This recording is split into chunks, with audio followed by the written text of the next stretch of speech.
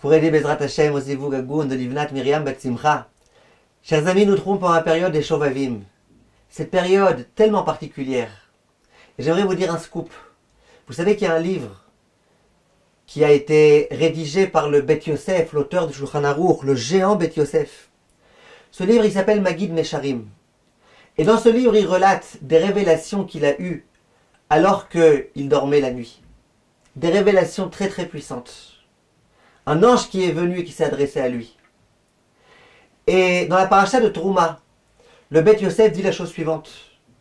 Que pendant cette période-là des Shovavim, ces fameuses parachiotes depuis Shemot jusqu'à Mishpatim, la Tshuva, le repentir, et le Ta'anit, et le fait de jeûner, c'est agréé par Akadosh Baruch Hu, beaucoup plus que dans n'importe quelle autre période de l'année.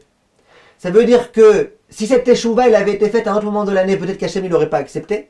Mais quand elle est faite pendant cette année, Hachem il l'accepte. Donc cette période-là, on voit que c'est une période tellement puissante. Le Bet Yosef, l'ange il dit au Bet Yosef, à Rabbi Yosef Karo, Veine aitecha et dodim. C'est un moment qui est un moment d'amour particulier, ce moment-là. Donc il faut s'en saisir. Le Rav Biderman y rapporte que dans la yeshiva de Ponovitch, à l'époque du grand Rav Reb Shmuel Rozovski, celui qu'on appelle dans les yeshivot Reb Shmuel. Tous ces livres, ils sont étudiés tous les jours dans toutes les yeshivot du monde.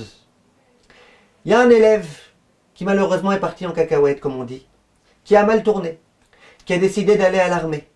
Il pensait que là-bas ça irait mieux, là-bas les gens ils l'honoreraient, là-bas les gens ils l'aimeraient, là-bas il trouverait sa place. Il a été à l'armée, il a tout laissé tomber, l'accomplissement de toutes les mitzvot. Et rapidement, il s'est aperçu qu'en fait, aucun rapport, qu'en fait, là-bas, il n'y a rien de mieux qu'à la yeshiva, au contraire, que là-bas, les gens ne veulent pas plus son bien qu'à la yeshiva, au contraire. Il a compris que bon, la vie qu'il a abandonnée, c'était une vie qui valait le coup. Simplement, il était très embêté, ce jeune. Parce que tous ses amis de la yeshiva, ils avaient rompu les liens avec lui. Comme pour dire, on n'a pas envie d'être mal influencé par toi, tu as décidé de trahir notre chemin, eh ben, tu fais ce que tu veux. Ils n'ont plus voulu lui parler. Et ce jeune homme, il s'est dit, bon, alors je suis perdu, parce que j'aimerais avouer mon erreur. J'aimerais revenir à la yeshiva. J'aimerais revenir vers cette vie qui était tellement exceptionnelle. Simplement, je ne peux pas. Personne ne voudra de moi. Je suis tout seul. Et voilà que ce jour-là, il reçoit une lettre. À l'armée, on lui dit, voilà, tu as reçu la lettre d'un ami. Ah, il est tout content, il s'est dit, enfin, quelqu'un se rappelle de moi. Quelqu'un sait que j'existe. Parce que jusque-là, personne ne s'intéresse à moi. Ni le religieux, parce que j'ai abandonné la yeshiva, ni les non-religieux, parce que j'intéresse personne. On lui dit c'est une lettre d'un ami à lui qui s'appelle Shmuel. Alors lui il dit mais c'est bizarre, j'ai pas d'amis qui s'appelle Shmuel. De tous mes amis, mes bons copains, ceux qui pourraient m'envoyer une lettre, il n'y a pas de Shmuel.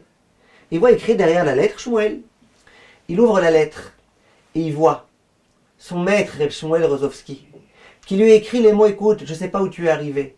Ça m'intéresse pas de savoir jusqu'où tu es arrivé. De là où tu es arrivé, je veux s'il te plaît, si ça te dérange pas que tu viennes, que tu parles avec moi, qu'on puisse discuter ensemble. J'aimerais te parler.